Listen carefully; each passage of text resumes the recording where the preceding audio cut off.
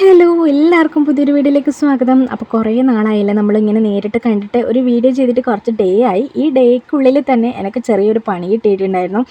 വേറൊന്നല്ല, നമ്മുടെ നാട്ടിൽ ഉത്സവം ഉണ്ടായിരുന്നു. തെയ്യോട്ടുകാവ് ക്ഷേത്രത്തിൽ ഒരു മാസ കാലയളവോളം തെയ്യം ഉണ്ടായിരുന്നു. അപ്പോൾ തീരുന്നെന്ന് തെയ്യം അവസാനിക്കുന്ന ദിവസം അവിടെ എല്ലാവർക്കും അന്നദാനം ഉണ്ടായിരുന്നു. അപ്പോൾ നമ്മളെല്ലാവരും പോയിട്ടുണ്ടായിരുന്നു. അപ്പോൾ പോയിട്ട് ഞാൻ അവിടെ നിന്ന് ഫുഡ് കഴിച്ചു. റിച്ചൂസ് അവിടെ നിന്ന് കഴിച്ചിട്ടില്ല കേട്ടോ. അപ്പോൾ പോയിട്ടുള്ള എല്ലാവർക്കും, ഒട്ടുമിക്ക ആൾക്കാർക്കും പണി കിട്ടിയെന്ന് തന്നെ പറയാം. കാരണം ഫുഡ് പോയ്സണായി. വെള്ളത്തിലോ അല്ലെങ്കിൽ ഭക്ഷണത്തിലോ എന്താണെന്നറിയില്ല, എങ്ങനെയോ ഇൻഫെക്ഷനായി. കഴിച്ച എല്ലാവർക്കും, ഒട്ടുമിക്ക ആൾക്കാർക്കും ഫുഡ് പോയ്സൺ ആയി കേട്ടോ. അപ്പോൾ ഞാനും അതിൻ്റെ ഇരയായിരുന്നു. അപ്പോൾ ഞാൻ തീരെ വയ്യാത്തതുകൊണ്ട് എൻ്റെ വീട്ടിലേക്ക് പോവുകയാണ് രാവിലെ തന്നെ. അപ്പോൾ വീട്ടിലെത്തിയിട്ട് തന്നെ അവിടെ ഇങ്ങനെ ഇരിക്കാൻ പറ്റാത്ത അവസ്ഥയായിരുന്നു. കാരണം ഭയങ്കര ക്ഷീണമായിരുന്നു. അങ്ങനെ വലിയ തോതിൽ എനിക്ക് ബാധിച്ചിട്ടുണ്ടായിരുന്നില്ല. ചെറിയൊരു വയറുവേദന, ചെറുതായിട്ട് ഛർദിയും ഒരു കുഞ്ഞു പനിയും വന്നിട്ട് പോയിട്ടോ. ചില ആൾക്കാരൊക്കെ അഡ്മിറ്റായി, ഹോസ്പിറ്റലിൽ പോയി ഇഞ്ചക്ഷൻ എടുത്തു, ടാബ്ലറ്റ് കഴിച്ചു. എനിക്ക് അത്രത്തോളം എത്തിയിട്ടില്ല എന്ന് വേണമെങ്കിൽ പറയാം. ഞാൻ റെസ്റ്റൊക്കെ എടുത്തു, വീട്ടിൽ പോയിട്ട് റെസ്റ്റൊക്കെ എടുത്തിട്ട് കുറച്ച് കഴിയുമ്പം എനിക്ക് ഓക്കെ ആയി കേട്ടോ. അതൊക്കെ കഴിഞ്ഞിട്ട് പെട്ടെന്ന് സിസ്റ്റർ പറഞ്ഞു നമുക്ക് പറശ്ശിനിക്കടവിലൊന്ന് പോയിട്ട് വരാമെന്ന്.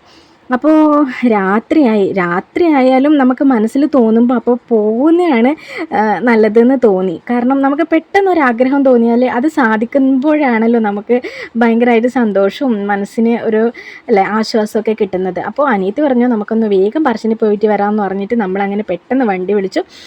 അങ്ങനെ നമ്മൾ പറശ്ശിനിക്കടവ് ക്ഷേത്രത്തിലേക്ക് പോവുകയാണ്. നമ്മളിങ്ങനെ ഇടയ്ക്കിടയ്ക്ക് പോകാറുണ്ട്. ഇടയ്ക്കിടയ്ക്ക് എന്ന് പറഞ്ഞാൽ ആഴ്ചയിൽ 2 അങ്ങനെയൊന്നുമല്ല കേട്ടോ. മാസത്തിൽ ഒരിക്കൽ, അല്ലെങ്കിൽ 2-3 മാസം കൂടുമ്പോൾ ഒരിക്കൽ, അല്ലെങ്കിൽ ഒരു വർഷത്തിലൊരിക്കൽ, അങ്ങനെയെങ്കിലും പറശ്ശിനിക്കടവിൽ പോവാറുണ്ട് കേട്ടോ. അങ്ങനെ നീണ്ട കാലയളവൊന്നും എടുക്കാറില്ല. ഇടയ്ക്കൊന്ന് പറ്റുമ്പം പറശ്ശിനിക്കടവ് അമ്പലത്തിൽ പോയിട്ട് പ്രാർത്ഥിക്കാറുണ്ട് കേട്ടോ. അപ്പോൾ അനിയത്തിക്കാണ് മുത്തപ്പനെ ഭയങ്കര കാര്യമാണ്. അപ്പോൾ അവൾ പറഞ്ഞു നമുക്കൊന്ന് പോയിട്ട് വരാം, നേരം വൈകിയെങ്കിലും സാരില്ല, മുത്തപ്പനെ നമുക്ക് എപ്പോഴും കാണാമല്ലോ അല്ലേ. രാത്രി 12 മണി വരെ മുത്തപ്പൻ അവിടെ നമുക്ക് പ്രവേശനമുണ്ട്.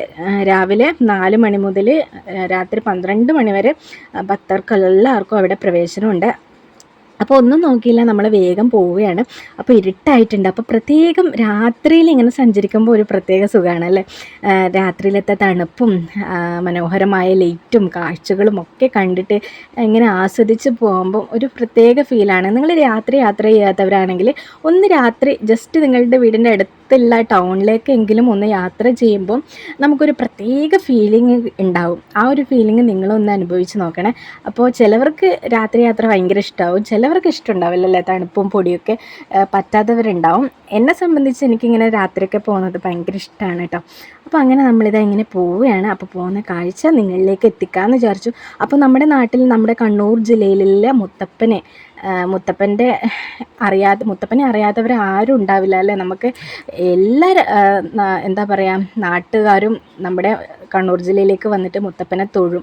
അല്ലെങ്കിൽ കണ്ണൂർ വന്നവരൊക്കെ പറശ്ശിനിക്കടവിൽ മുത്തപ്പൻ്റെ അടുത്തേക്ക് പോയിട്ട് പോകുന്നവരായിരിക്കും മിക്ക ആൾക്കാരും. അവിടെ എപ്പോഴും വേണമെങ്കിലും പോവാം. അതുപോലെ തന്നെ പോകുന്നവർക്കൊക്കെ മുത്തപ്പൻ എന്താ പറയുക, അവിടെ ചായയും അതുപോലെ തന്നെ മമ്പയറും തേങ്ങാക്കൊത്തൊക്കെ ഇട്ടിട്ടുള്ള പ്രസാദമുണ്ട്. അതുപോലെ തന്നെ അന്നദാനം ഉച്ചക്കും രാത്രിയിലും ഒക്കെ പോകുന്നവർക്കൊക്കെ ഭക്ഷണമുണ്ട്. അതാണ് അവിടുത്തെ ഏറ്റവും വലിയ പ്രത്യേകത കേട്ടോ. പോകുന്നവർക്കെല്ലാം അവിടെ നിന്ന് വയറ് നിറച്ചിട്ട് പോവാം. മുത്തപ്പൻ അങ്ങനെയുള്ള ഒരു സംവിധാനമാണ് അവിടെ ഉണ്ടാക്കിയിട്ടുള്ളത്. അപ്പോൾ ഇതാ നമ്മളവിടെ പറശ്ശിനിക്കടവിൽ എത്തിയിട്ട് അവിടെ പാർക്ക് ചെയ്തിട്ട് നമ്മൾ നടക്കുകയാണ്. അപ്പോൾ രാത്രി ഞാൻ വിചാരിച്ചു ആരും ഉണ്ടാവില്ല, കാരണം രാത്രിയല്ലേ, കുറച്ച് ആൾക്കാരൊക്കെ കുറവുണ്ടാവുമെന്ന് വിചാരിച്ചു. പക്ഷെ അങ്ങനെയല്ല കേട്ടോ, രാത്രിയാണെങ്കിലും നല്ല പോലെ തിരക്കുണ്ടായിരുന്നു. അപ്പോൾ നമ്മളിങ്ങനെ ചന്തയിലെ കാഴ്ചകളൊക്കെ കണ്ടിട്ട് മുത്തപ്പൻ്റെ സന്നിധിയിലേക്ക് ഇങ്ങനെ നടന്ന് പോവുകയാണ് കേട്ടോ. അപ്പോൾ ഞാനും അച്ഛനും അമ്മയും എൻ്റെ സിസ്റ്ററിൻ്റെ കുഞ്ഞാവിയും റിച്ചൂസും കൂടിയിട്ടാണ് പോയത് കേട്ടോ. അപ്പോൾ ചിലവർ വിചാരിക്കും ചെറിയ കുഞ്ഞല്ലേ, കുഞ്ഞു അവനെയും കൊണ്ട് എന്തിനാ ഇങ്ങനെ യാത്രയൊക്കെ ചെയ്യുന്നത്, അങ്ങനെയൊന്നും വിചാരിക്കില്ല കേട്ടോ. കാരണം കുഞ്ഞു കുട്ടികളാണെങ്കിലും അവരെ ഇടയ്ക്കൊക്കെ നമ്മളൊന്ന് പുറത്ത് കൊണ്ടുപോവുകയും നമ്മുടെ പ്രകൃതിയുമായിട്ട് അവരെ ഇണക്കി വളർത്താൻ വേണ്ടിയിട്ട് ശ്രമിക്കണം. എങ്കിലും മാത്രമേ അവർക്ക് അലർജിയൊക്കെ വരാണ്ടിരിക്കാൻ പറ്റില്ല. കാരണം ചില കുട്ടികളെ നമ്മൾ വീട്ടിൻ്റെ ഉള്ളിൽ തന്നെ ഇരുത്തിയിട്ട് ചിലപ്പോൾ പുറത്തൊക്കെ കൊണ്ടുപോകുമ്പോൾ പെട്ടെന്ന് അവർക്ക് പൊടി അലർജി അങ്ങനെയൊക്കെ വരാനുള്ള സാധ്യതയുണ്ട്. പക്ഷേ ഇടയ്ക്കൊക്കെ ഇങ്ങനെ പുറത്തൊക്കെ കൊണ്ടുപോകുമ്പോൾ അവർ ഓട്ടോമാറ്റിക്കലായി അതിനോട് അതിനോട് യോജിച്ച് വളരാൻ തുടങ്ങും. അപ്പോൾ അത് നമ്മളൊന്ന് ശ്രദ്ധിക്കുക. ഇടയ്ക്കൊക്കെ നമ്മൾ പറ്റുന്ന ദൂരങ്ങളിലൊക്കെ അവരെയും കൊണ്ട് യാത്ര പോകണം എന്നാണ് എൻ്റെ ഒരു പേഴ്സണൽ അഭിപ്രായം. അതാണ് കുട്ടികളുടെ ഹെൽത്തിന് എന്തുകൊണ്ടും നല്ലത്.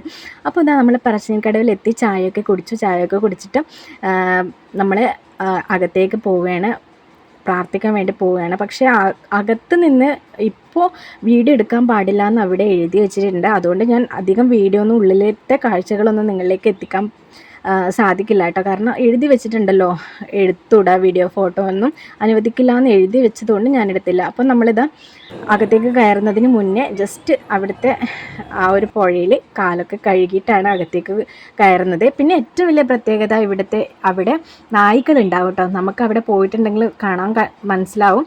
ഒരുപാട് നായ്ക്കൾ മുത്തപ്പൻ്റെ ആ ഒരു സന്നിധിയിൽ കിടക്കുന്നുണ്ടാവും കേട്ടോ. അതാണ് മുത്തപ്പൻ്റെ ഒരു പ്രത്യേകത, നായ്ക്കൾ അല്ലേ. അപ്പോൾ ജസ്റ്റ് ഒന്ന് നിങ്ങളെ കാണിച്ചു എന്നേ ഉള്ളൂ.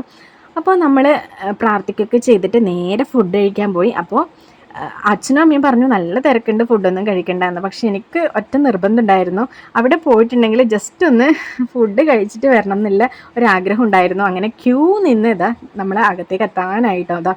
അപ്പോൾ ക്യൂ നിന്നിട്ട് ഭക്ഷണമൊക്കെ കഴിച്ചിട്ടാണ് തിരിച്ചു പോകുന്നത്.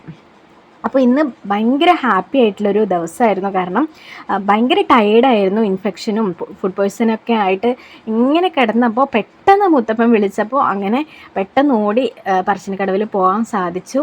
അപ്പോൾ ഭയങ്കര സന്തോഷമായി, മനസ്സിന് ഭയങ്കര ഹാപ്പിയായി.